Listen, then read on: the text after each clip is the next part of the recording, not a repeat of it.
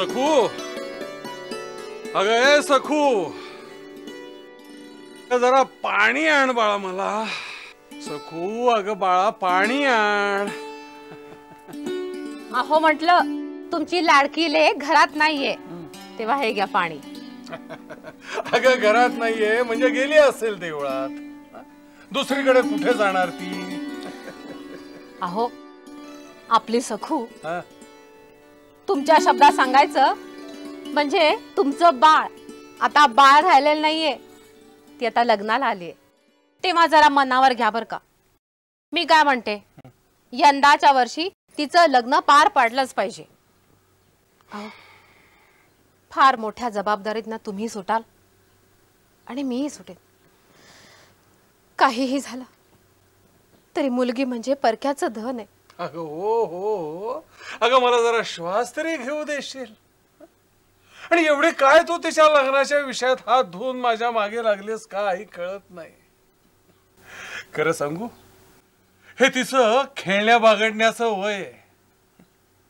कशाला एवढ्यातच तिला त्या संसाराच्या राम रगाड्यात अडकवतेस? तुझं तुला ठाऊक. हे पा, काही गोष्टी योग्य वेळीच झाल्या पाहिजेत. माझी सगू गुणाची, ज्या घरात पडेल त्या घराचं सोनंच करेल. सुगरण आहे. अहो परवा सदा भाऊजीने एक स्थळ आणलं होतं. यंदा कर्तव्य नाही असं सांगितलं आणि विषय टाळलात. कमीत कमी त्यांचं ऐकून तरी घ्यायचं होतं बोलणं. अगं पण मला मला हे कळत नाही, असं थोडंच आहे. पण खरं सांगू, आपल्या सखूच्या लग्नाचा विषय निघायचा अवकाश की आपले पोर आपल्यापासून अंतरणार या कल्पनेने माझा जीव अगदी कासावीस होतो ग. जीवनामध्ये आपलं तेवढंच धन आहे.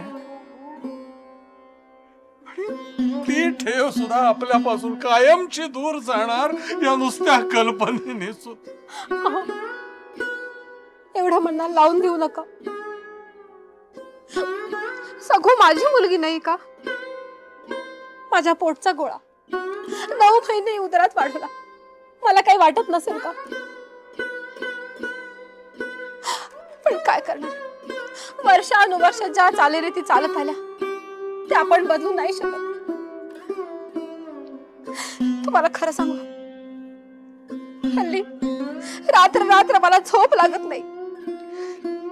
माझ्या सखूचं कसं होणार याची चिंता लागून राहिली. पण तू आत्ताच म्हणालीस ना की आपली सखू ज्या घरामध्ये जाईल तिथलं सोनं करेल म्हणून.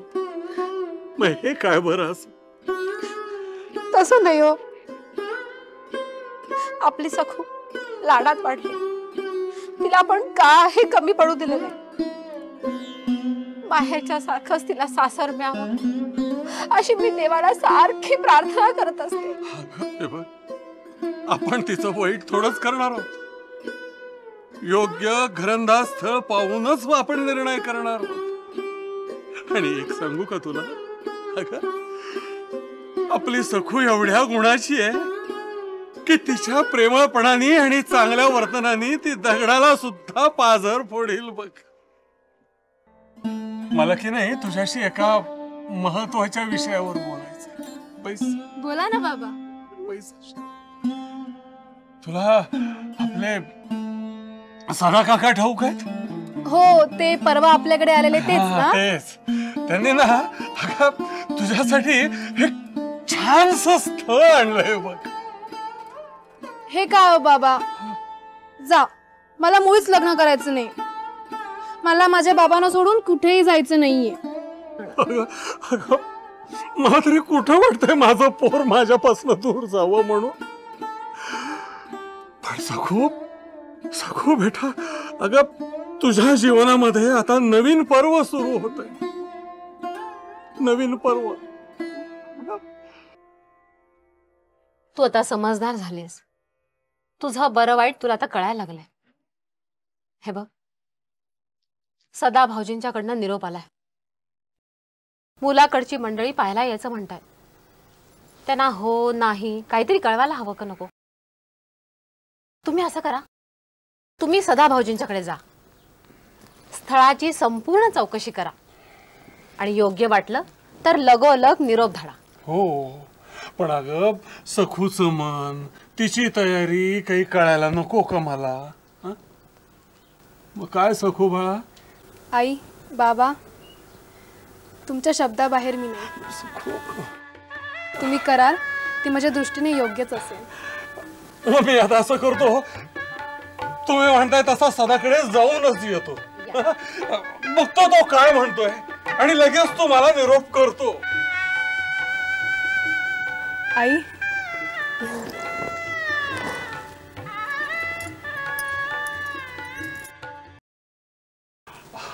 यावं यावं यावं यावं पण नमस्कार नमस्कार.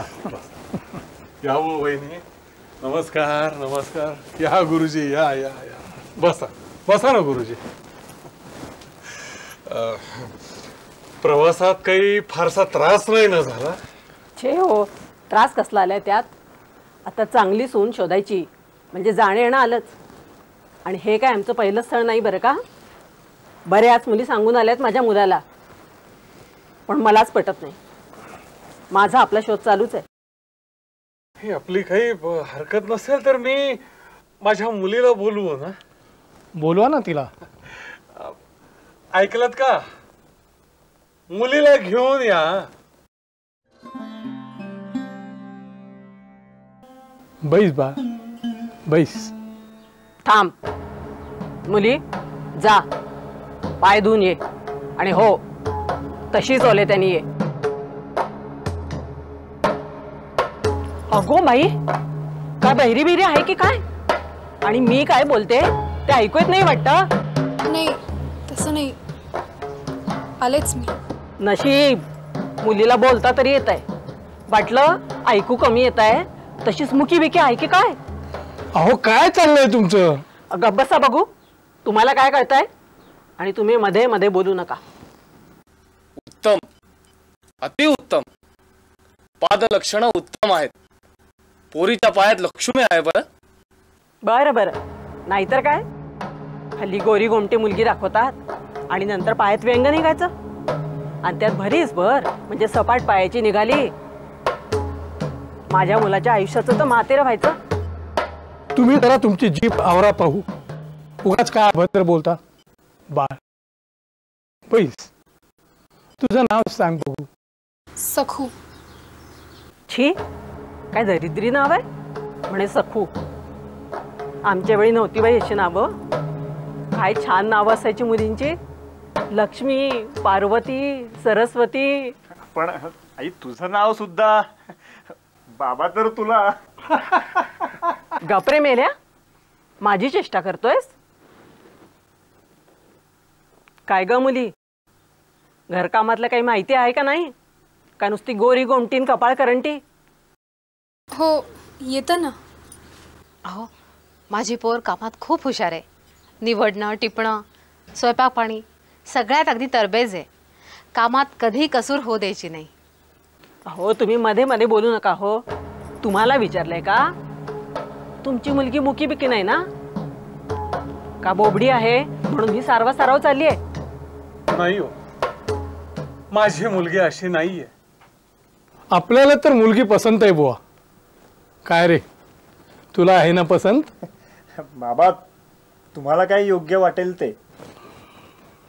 बाई बाई बाई बाई, कहर झाला. म्हणतात ना, उतावळा नवराने गुडघ्याला बाशिंग. तू असा कसा रे पोपटासारखा बोलायला लागलास? मी जरा बोलू का? हो हो जरूर. मी आपलं तुम्हाला माझं मत सांगितलं. सखू आपल्याला पसंत आहे असं मी गृहीत धरू ना?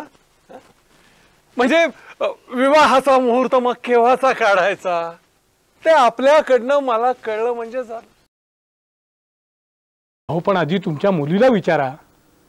तिच्याही मनाचा विचार व्हायला हवा. काय बा, आहे ना तुला पसंत?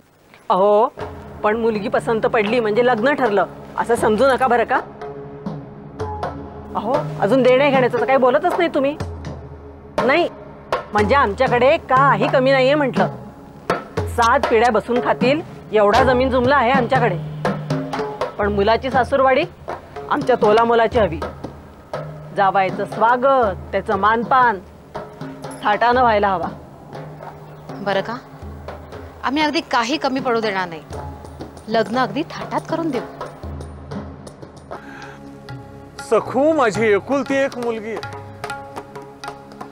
त्यामुळे माझं जे काही आहे ना ते सगळं सखूचंच आहे. आणि मुळात सखूच सासरी गेल्यानंतर ह्या सगळ्या वैभवाचा आम्हाला काय उपयोग आहे हो? सखूच्या पुढे हे सगळं वैभव आम्हाला गौण आहे, अगदी गौण आहे. हो, पण तसं लिहून द्यावं लागेल बरं का. बस झालं तुमचं तत्वज्ञान. हे पहा, तुमची मुलगी आम्हाला सून म्हणून पसंत आहे, तेव्हा आता पुढच्या तयारीला लागा. पण हो, एक महत्वाची गोष्ट राहिलीच. आता आणखी काय राहिलंय?